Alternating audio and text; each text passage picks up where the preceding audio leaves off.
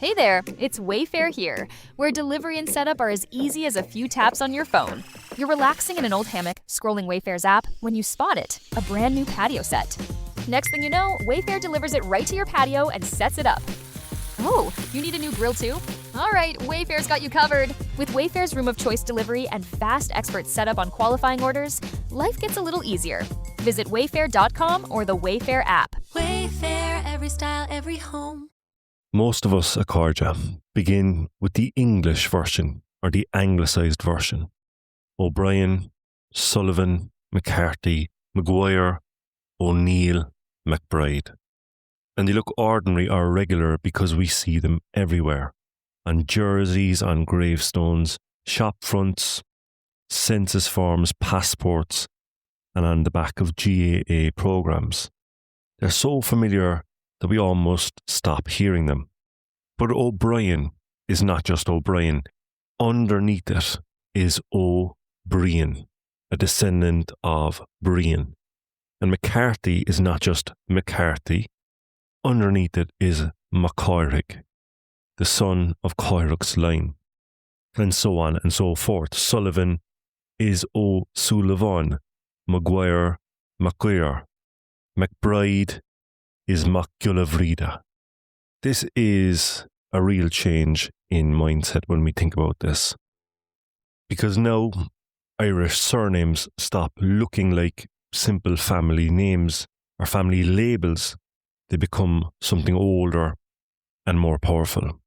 They become like little pieces of grammar. They become traces of clan and of kin. And of course, they embody memory. Now, we've talked before on this podcast about Irish place names, about how a hill, a ford, a church, a bog, a townland, or a river can carry old knowledge inside it. A place can remember what happened there. It can remember who lived there. It can remember the shape of the land before English and anglicisation came in and tried to flatten it. But people have names too. And if place names are memories on a map, surnames are memory in motion. A person can carry a name from a parish to a city, from Ireland to Britain, from Ireland to America, from Irish into English, and from one generation to the next. And inside that name, there may be a little fossil of an older world, a word for son, a word for descendant, a word for daughter, a word for wife, a word for kinship, and a word for belonging. Names are really important, and it really matters. They did not only matter to the people who carried them in the past, they mattered to the people who wanted to rule them. In the late 16th century, someone we've mentioned on this podcast before, Edmund Spenser, the English poet and colonial official, looked at Ireland and understood something very clearly. He understood that Irish society was not held together only by land or law or weapons. It was held together by relationship, by clan, by descendant, by memory, and who belonged to whom.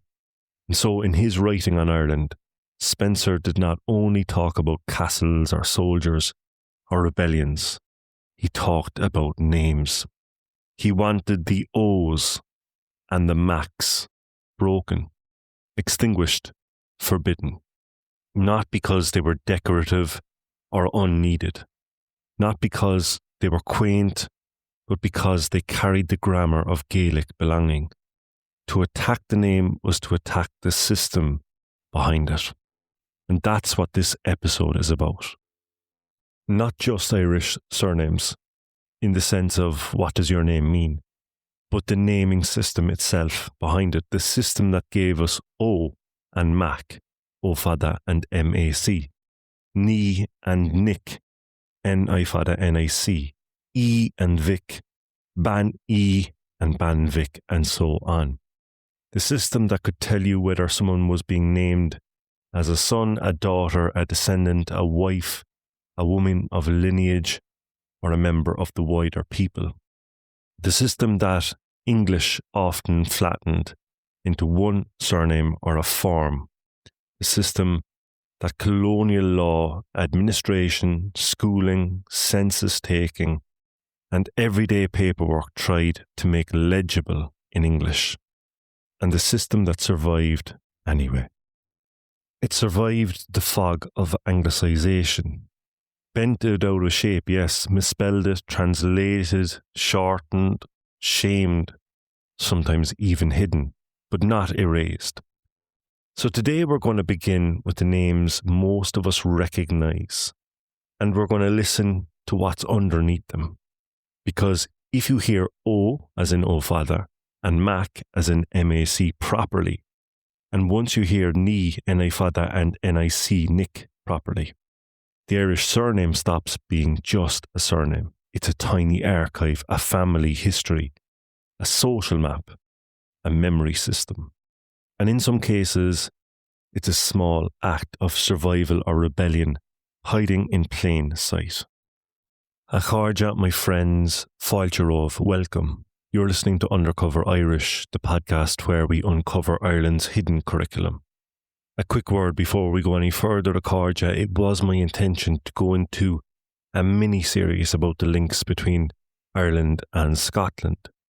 However, I feel like this podcast needs to go first for reasons that will become clear down the line. So, Acharja, wherever you are in the world, if you're at home or part of the great diaspora abroad, sit back, relax, and enjoy this one.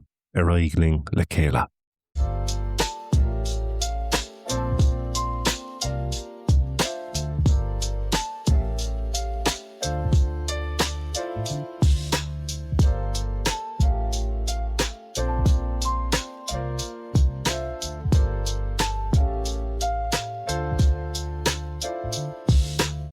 The reason I want to start with the naming system in this before we cross the water to Scotland is because names are not neutral and they're not just labels. A name could tell you who someone was and who they came from. It could tell you what family, what clan, or what wider people they belong to. It could connect the living to the dead, and it could carry memory from one generation to the next, O Gluin, Gugluin. And guess what? Colonial powers knew that too. One of the clearest examples comes from the aforementioned Edmund Spenser. Now, most people who listen to this podcast will know of Spenser. They'll know him as an English poet, but the man who wrote The Fairy Queen. Spenser was not just a poet. He was part of the English colonial world in Ireland. He lived in Cuigamoon in Munster, and he benefited from the plantation of Munster.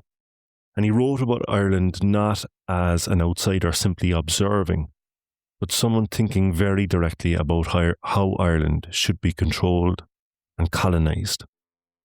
And when Spenser looked at Gaelic Ireland, he did not only see land that needed to be taken and renamed, or rebels who needed to be defeated, or castles that needed to be held. He saw a social system, a different one. He saw people organised by kinship, by descent, by clan, by the memory of common ancestors. And he saw that names were part of that system. The O's and the Macs were not decoration. I'm speaking there of O Fada and MAC that come before most Irish surnames. They were not ornamental bits of Irishness stuck onto the surname. They were doing work. O Fada, said descent, and Mac or Mock, along with Nick, NIC, signalled son of or daughter of. They linked a person to a wider people, and Spenser understood that if you wanted to break Gaelic Ireland, you could not only attack the land, you had to attack the memory system too. You had to make people forget who they belonged to. That is why he writes about abolishing the Irish manner of naming. He wants the O's and the Macs forbidden, extinguished, replaced with names based on trade, appearance, place, or individual qualities. In other words, he wants to take people out of the clan system and make them understandable or legible as isolated individuals. So, not O'Brien, and not Maguire, not names that say this person belongs to a lineage, to a people, and to a remembered past. But names that can be handled more easily by English law, English paperwork, English administration. And that's the key point. To attack O and Mac was not just an attack on spelling, it was an attack on the grammar of belonging. And at this point, Cordia, we need to pause for just a second, because renaming is not a small thing. To change someone's name, or to refuse to use someone's name, or to make their name unacceptable in public life, is not only an administrative act, but it's psychological as well. A name is one of the first things that tell us who we are. It's how we are called when we come into this world. It's how our family recognise us, and it's how community remembers us. It's how the dead remain attached to the living.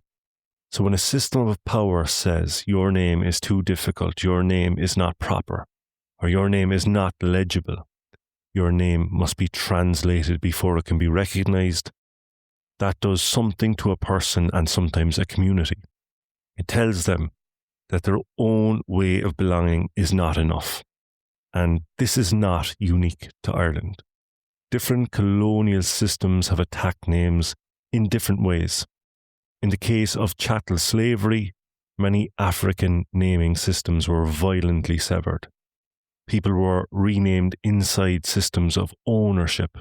Names were taken, overwritten, replaced, and often disconnected from language, kinship, place, or ancestral memory. Ireland's story is not the exact same story, and it's important not to pretend that it is. But there is a relationship there. Ireland belongs to the same wider truth, that power understands the importance of names. Power also understands, therefore, that if you can rename people, if you can misname them, if you can make their own names sound backwards or shameful or impossible, then you interfere with memory, collective memory, intergenerational memory. In Ireland, the naming system was not completely wiped out. It was obscured. The O's and the Macs did not disappear. The old grammar did not vanish. But it was pushed aside. It was suppressed. It was pressed into English through courts, schools, census forms, parish registers, land records, police records, passports, and everyday bureaucracy. It was shortened, mistranscribed, stripped of its fadas, and flattened. Sometimes the O's or the Macs were dropped. Sometimes the Irish sound was bent into an English shape. Sometimes the woman's form disappeared entirely, and the Ni, Nic, E, and Mhic were all reduced to one English surname. And sometimes families themselves adapted their names, not because they had forgotten who they were, but because their survival demanded it. A changed name could be a wound, but it could also be some sort of a defensive armour. It could help get someone work. It could help someone pass through a hostile system.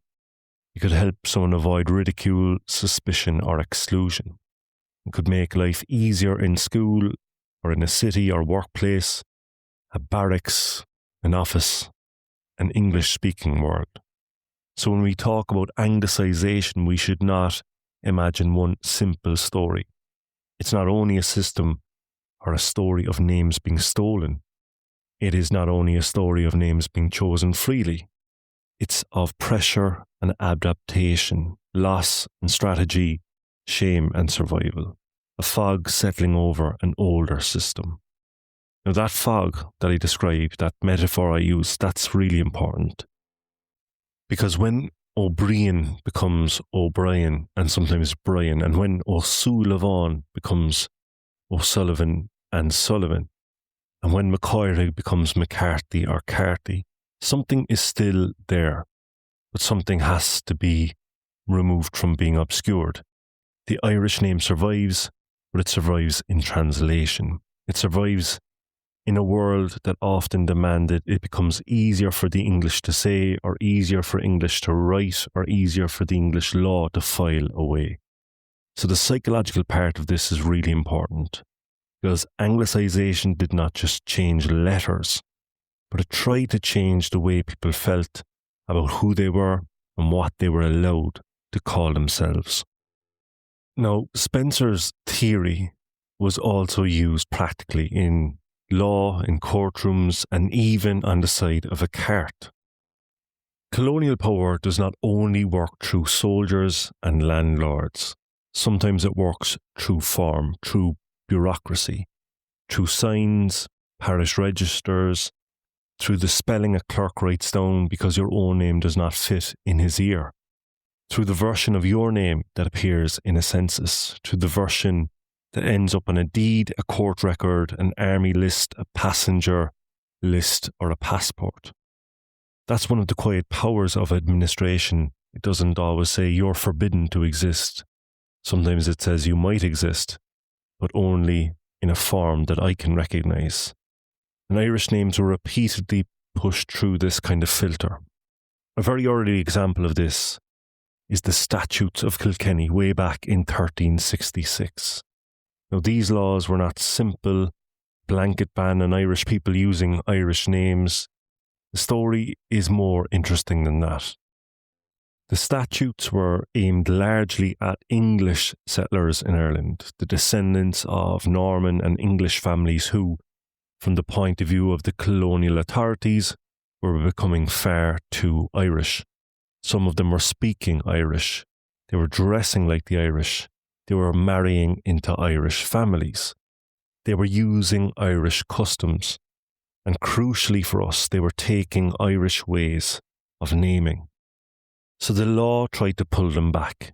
It told the English in Ireland to use the English language, English customs, English dress, and English names. In other words, the authorities were frightened not only that the Irish people remained Irish, but that the English in Ireland might become Irish too. We've all heard the saying about the Normans that they became more Irish than the Irish themselves. So this is a really important clue about all of this. Because if the naming system was just decorative, nobody would have bothered legislating against it. But if we understand the naming system helps draw people into another social world, if it helps people part of a clan, if it helps people become part of a kinship network and part of an Irish-speaking society, then suddenly names are dangerous, at least for the colonial administration. And that anxiety appeared again in Spencer a couple of centuries later, and it kept appearing in different forms for centuries. Sometimes it's blunt and it's bureaucratic, and sometimes it's almost absurd. Let's jump forward to more modern times. 1905. And a man called Niall McCullough. In English, his name was often rendered as Neil McBride. But in Irish, Oscailga McCullough means something more richer, shall we say, than McBride on a farm. It carries the older Gaelic structure, Mac, son, Gulla, servant or devotee, Vrida or Vrida, Bridget, who we've mentioned on previous podcasts. So even before we get to the court case that we're going to talk about, the name itself is a little archive. Neil McCullough Vrida. It carries language, it carries religion, it carries devotion. It carries an older way of forming identity. McCullough Vrida had his name and address painted on his cart in Irish letters. Imagine that scene for a second. This isn't a battlefield or a parliament, but it still is a pretty dramatic stage of history in its own right. A cart. On the side of this man's cart is his name, Oscailga. But it was important enough or controversial enough to become a legal issue. He was convicted because the authorities held that the name and address were not properly legible under the law, even though people who could read Irish could read it. Now, Padraig McPhirish, Patrick Pearse, who would later become one of the leaders of the 1916 rebellion, was involved in his defence. This is a really symbolic case. The issue was not that the name was invisible or that the letters were too small. The issue was not that the local community could not read it. The issue was that the law did not recognise Irish lettering as properly legible. His name was visible. The law decided it was not legible. That tells us an awful lot about this, because by the early 20th century, the struggle over Irish names was not always a simple matter of banning them outright. It could be subtler than that. Your name could be present, painted clearly, in this case, in a language of your community, and still you could be treated, or it could be treated as invalid because the system of power could not or would not read it. And that's anglicisation as law and as administration. And of course, this is happening as the Gaelic revival is in full swing in Ireland. McGullivreada was not alone. Donal O'Buchala, later the last Governor-General of the Irish Free State, was also prosecuted in connection to having the Irish form of his name on a delivery cart. Again, think about the ordinary nature of the subject, or the object, I should say. A cart, a delivery cart, a working man's name in Irish, and the state intervenes. Irish was not only contested in books, it was contested on roads, on shop fronts, on carts, on farms, and on signs.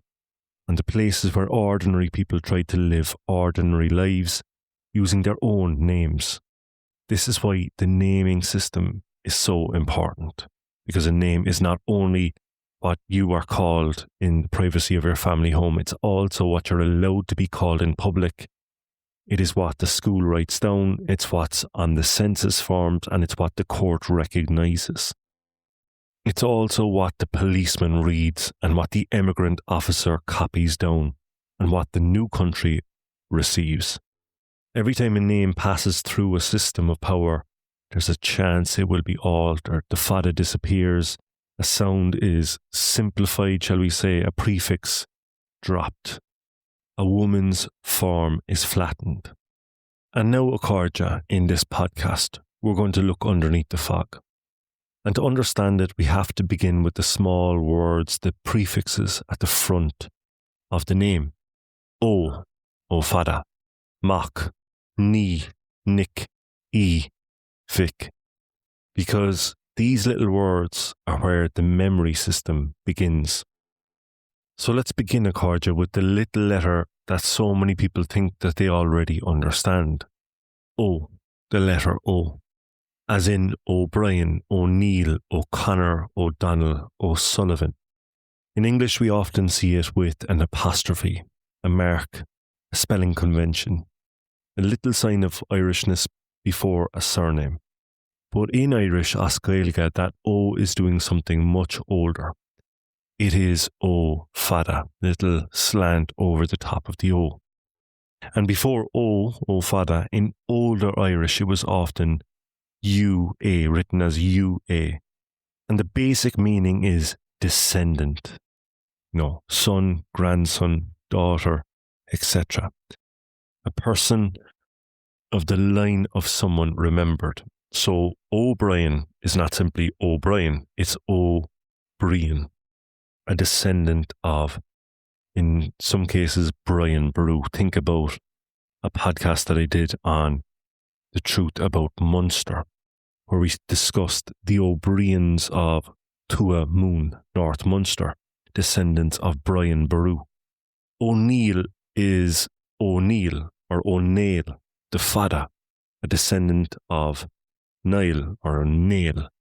O'Connor is O'Crohur, a descendant of Crohur, and O'Donnell is O'Donnell, a descendant of Donal, and so on. Now, of course, by the time these are hereditary surnames, it doesn't mean that every O'Brien's father or grandfather was literally called Brian or Brian. That's not the point. The point is memory. The point is descent. The point is that the name places a person inside a remembered line, cultural memory. The tiny O fada says, You're not just an isolated individual. You come from somewhere. You come from someone. You belong to a people whose name has travelled forward. That's why I keep saying these names are not only labels, they're relationships. They're kind of social maps. They tell us that a person is being named through descent. And this is also why anglicisation can hide so much. Because when O'Brien becomes O'Brien and Brian, the shape is still there. You can still see the O sometimes. You can still hear something Irish, but the grammar has been quietened. Most people do not look at O'Brien and hear descendant of Brian. They hear a surname, a fixed family label, something that's on your passport, something you inherit. But Oscuelga in Ireland, the name is still speaking. O'Brien of O'Brien's line, O'Neill, O'Crahur, O'Donnell, and so on. So this is something really important. O'Fada, it's not about ownership in the simple English sense. It's not people saying this person is property. It's not saying this person belongs to a man in the way a possession belongs to an owner. It's saying descent, lineage, kinship, clan. A person is being located in relation to a remembered ancestor and a wider people. Now, that world is patriarchal, and we should not pretend otherwise. These are often lines remembered through male ancestors. But the word itself is not simple ownership, it's relational. It says you're one of this line, you're of this people, you're part of a chain of memory. And Spencer's anxiety makes sense because a name like O'Brien does not just identify one person, it invokes a whole historical imagination. It says there is a people called Vrian, and that idea is larger than any one individual. It says the memory does not begin with the state or with a census form or with the English spelling, it begins further back in clan. So the apostrophe in O'Brien is not just punctuation, it's like a little scar from translation, and the O'Fada underneath is a bit of survival, a survival of an older Irish way of naming the world through relationship. If we understand that, we begin to hear why the women's form matters so much. In English, O'Brien is usually just O'Brien. A man can be O'Brien. A woman can be O'Brien. A child can be O'Brien. A married woman can be O'Brien. The English surname mostly stays still. But Irish does something different. Irish changes the name according to the relationship. And this is where we meet Ni, N-I Fada, E, U-I Fada, Ban E, and the older phrase, Ineen E. So let's stay with O'Brien or O'Brien for most of these examples. I hadn't anticipated using just one family name, but if we use one name all the way through, we can see how the system works. So in English, you might have a family called O'Brien, a man O'Brien, a daughter O'Brien, a wife O'Brien, a sister O'Brien. And in most English language forms, the name does not change at all. But in Irish, Oscuelga, the name moves. The movement is important. Let's begin with the name Sean O'Brien. Sean, descendant of Brian. Sean of the O'Brien line. Now let's imagine his daughter, Moira, for the sake of argument. In modern Irish, she is not usually Moira O'Brien, she is Moira Nívrian. That ni, N-I Fada, is important here. Ni is a shortened form of Inean E, which means daughter of. E connects her to the descendant line, the U-I Fada part of it. So Nívrian carries the sense of daughter of the E-Vrian line. So it's not just female O'Brien, it's not Miss O'Brien with Irish clothes on, but it's a daughter of that lineage. Notice what happens to the name itself. Brian becomes Vrian. It's a small little change. The B takes a BH. makes a kind of a V sound, and this is part of Irish grammar. It's the way the language shows relationship inside the word itself. English usually cannot show that. English writes O'Brien and leaves it alone. But Irish, the name changes shape. The grammar moves because the relationship has moved. So now we have Sean O'Brien and Moira Neverian. Now, let's imagine Moira marries into the O'Brien family. Let's imagine this is a different lady now. Traditionally, she may be called Moira Ban Ivrian. Ban means woman or wife. So Ban Ivrian means the woman or wife of the Ivrian line. Often it's shortened simply to Moira Ivrian. Again, this is usually translated simply as Mrs. O'Brien. And that's fine as a practical translation, but it does not carry the full Irish structure and all of the information that's carried within that. Ban Ivrian belongs to a Gaelic system of relationship. It places the woman in relation to a lineage. Now, it's important to note that this is not, and I've mentioned this already, it's not only a system of ownership in the way that we would understand it nowadays. It's more precise than that. It's a system or a language of relationship. A woman being named as a daughter of a line or a woman as a wife within the line, connected by marriage to a wider family group. The name is doing the social work, if you like. It is telling you where the person sits in a web of kinship. And there's a more older, more formal phrase, and it's clearer as well. Inean Ivrian, the daughter of the Ivrian line.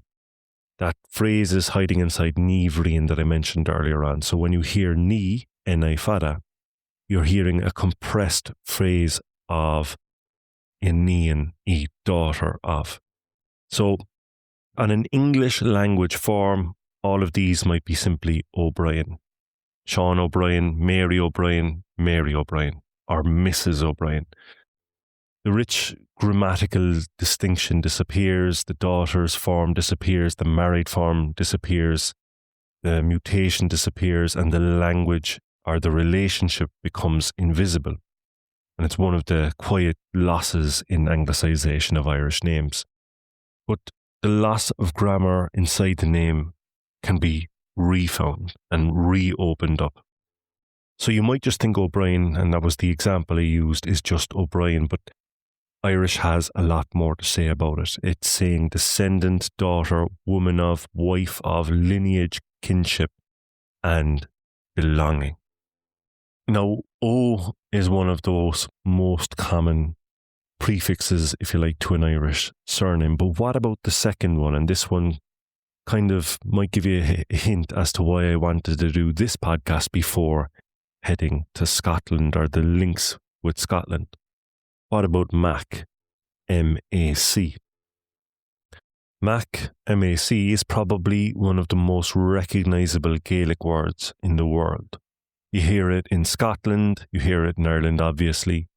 You hear it in surnames that have travelled across the globe. McCarthy, McMahon, Maguire, McBride, McDonald, McNamara, McDermott, McDonald, McLeod, McGregor, and so on and so forth. Sometimes it's written as M-A-C, Mac, and sometimes it's shortened to Mac, M-C. And sometimes it's pronounced almost like Mhic, believe it or not. Sometimes people barely notice it at all, either because it's become so familiar or because it's become a part of the second part of the surname. But again, underneath the English spelling, there's a piece of grammar that's important. Mac is mock, M-A-C, mock, and this means son. So McCarthy isn't just McCarthy. Underneath it is McCoirig, Mac Coirig, son of Coiric's line. McMahon is Mac Mahuna, the son of Mahun's line. MacDonald is MacDonald, the son of Donald's line. And McBride, as we mentioned earlier on in the podcast, when we were dealing with legal affairs, is Mac Gula Vrida, the son of, the devotee of Bridget. And sometimes it's a little bit harder to detect. So think about Maguire. Maguire. This one is important because it shows us something subtle. Sometimes Mac becomes Mag, M-A-G, before certain vowel sounds. So Maguire, it's not outside the system, it's actually part of it. Maguire. The same basic idea is there. A person is being named through descent, through sonship, through a remembered line. Now, just like we have with O Fada, we have to be a bit careful here, because when we say Mhic, meaning son, we do not usually mean that a modern McCarthy is actually has a father called Coirig. These names become hereditary surnames. They were passed down across generations, as I often say, O'Gluin, Gogluin. So Mhic or Mac in a surname often means something broader than immediate sonship. It means a family line remembered through a common ancestor. It means a descent group. It means the name of one person becoming the name of many. McCarthy does not only identify one individual. It remembers Coirig. It remembers a line. It remembers a people. It remembers a family story that has been carried forward. And in this section as well, it's worth looking at some of the names related to Mac Frida. So Mac Frida we looked at, son of the descendant of Breed or Bridget. What about Mac Fodrig? Mac Fodrig, son of the devotee of Patrick, as in Saint Patrick. And there's also Mac Isa, the son of the devotee of Jesus. The saint or the sacred figure becomes part of the Irish family name. And again, anglicisation can hide that, because Mac Vrida becomes McBride or Gilbride. Mac Fodrig becomes Fitzpatrick. And Mac Isa becomes Macalise. So the Irish version still sounds Irish. It's still identifiable as Irish, but the older meaning has become harder to hear. So surnames, they're really good evidence of history. They show us that Irish identity was not only carried in poems and manuscripts and battles, but it was often carried in ordinary names, in the names of farmers, labourers, mothers, teachers, shopkeepers, soldiers, emigrants, and children. So what kind of society creates names like this? Names that move, names that bend depending on whether someone is a son, a daughter, a descendant, a woman, or a wife of a line. Names that do not begin with an isolated individual, but with a relationship. And the answer is a society where kinship matters deeply. And that brings us to one of the most important Irish words in this whole episode. Clown, or clann. Clann is the anglicisation of clown, C-L-A-N-N. Today when we hear clown, we might think simply of a family. And that's not wrong, but clown is richer and it's much older than the modern English word family. It comes from a word meaning children or descendants, and over time it can point to a wider kindred, a people linked by descent, a family group that stretches beyond what we'd understand as the nuclear family. It's not just the mother, the father, etc., children in one house. It can be cousins, branches, generations, people all connected through a remembered ancestor, people who may not all know each other personally, but who understand themselves as belonging to the same wider group. So when we talk about O Fada, and Mac, M-A-C, as we have in this episode, we're not just talking about prefixes, we're talking about a whole social imagination. And they're not random fragments, they're grammars of clann or clown. They're older Irish words that help us to understand all of this relationship. And there are other Irish words as well, which we should look at. Fine or fine, F-I-N-E, is a kin group, a wider family, a kindred. Muintir, M-U-I-N-T-I-R, can mean family, people, household, community, the people connected to a place or a person. These are really rich words. A person belonging to a people who belong to a person. And every single person named in it is stood inside a network of obligation, of memory, of protection, of reputation, and inheritance. Now, it's not to overly romanticize it either, because kinship systems can be restrictive at times. They can be patriarchal at times. They can be hierarchical at times, and they can decide who counts and who does not. But they're also powerful forms of memory. They tell people that they're not alone. They tell people that the living are connected to the dead, and they tell people that a name is not just a sound, it's a relationship carried forward. And to go back to the start of the podcast, this is exactly why colonial power paid it attention. Because the clan system is not only emotional, it's social, legal, political. It affects land, it affects loyalty, it affects who people follow and who people will protect.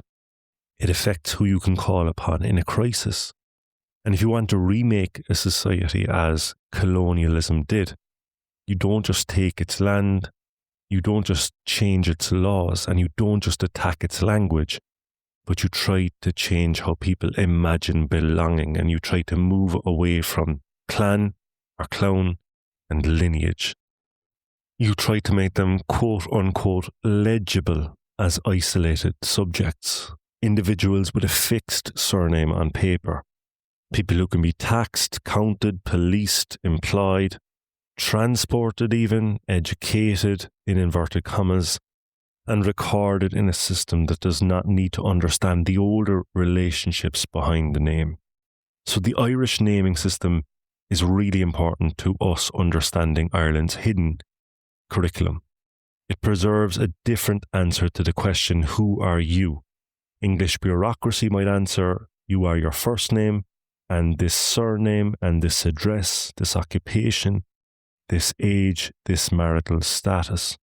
But the Irish naming system often answers, you're part of this line, you're daughter of these people, you're son of these people. You're a woman in this line, you're a descendant of a remembered ancestor. You're not just you on your own, you are connected. So these small words that we looked at today, O, Mhic, Ni, Mhic, they're really, really powerful. They carry a social world inside of them, and they carry a way of understanding people not as isolated units, but as members of a wider web. And again, this brings us back to the psychological aspect of naming. Because when someone's name is changed, simplified, mocked, mistranslated, or made legally awkward, what is being changed is not just the label, it's the public recognition of that web. It's the visible link between the person and the people behind them. And that's why recovering the Irish forms is not just a simple matter of spelling. It's about hearing that relationship again.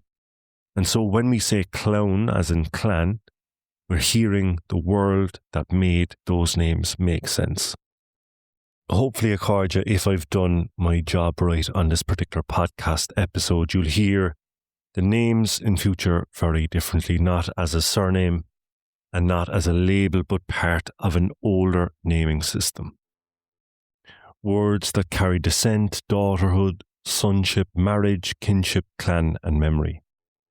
But a name is never only what someone is called. It's also how someone is recognised. It's how someone is placed in relationship to family, language, history, and belonging. Irish names were pressured, translated, misspelled, shortened, shamed, and pushed into English forms. They were fogged by anglicisation, and they were not erased. And that's the line I want to leave you with. The fog of anglicisation, is real. But fog is not absence. The old naming system is still there. Sometimes it's clear, sometimes it's only faintly there. Hidden behind the apostrophe or the MC or the court records or ship manifests is the Irish naming system. And that's why I had to come to this episode before the Scottish series. But we're not quite at Scotland yet. That's where we'll leave episode 1 of the naming system. We've looked at O, Mac, Ni, E, Mhic, and Mhic. The little words that carry descent, daughterhood, sonship, marriage, clan, and memory. But the Irish names are not only a story of Gaelic survival, they're also a story of arrival. And in episode 2 of this, we're going to look at the names that Ireland absorbed, the Norman names, the Fitzes, the DE, Det names, Fitzgerald, Burke, Power, Roach, Barry. Names that arrived through conquest and settlement and became deeply woven into Irish life. We'll also look at the Norse and the Viking traces too. Names that remind us that Ireland's coast was not a wall, it was a meeting place. And we'll look at some tricky names like Lynch, for example. And we'll also step beyond surnames as well into titles and forms of address. An Túsal, a Rinne Úsal, a Van Úsal, because even respect and politeness and status had to be translated. And all of that will bring us closer to Scotland, the Corja, to the Macs, the Mocks across the water, to the clann or the clown across the water, to names like MacDonald, MacLeod, Mackenzie, McGregor. So episode 2 will be the final step before we cross the sea properly.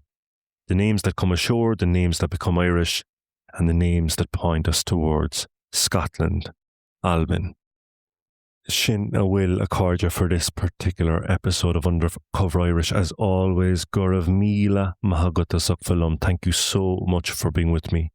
If you haven't already a cordia, I'd please ask you to do me one favour and to leave a review wherever you listen to this particular podcast. It makes a huge difference to the reach of this particular podcast. Once again, hello and welcome to some new listeners that have joined recently.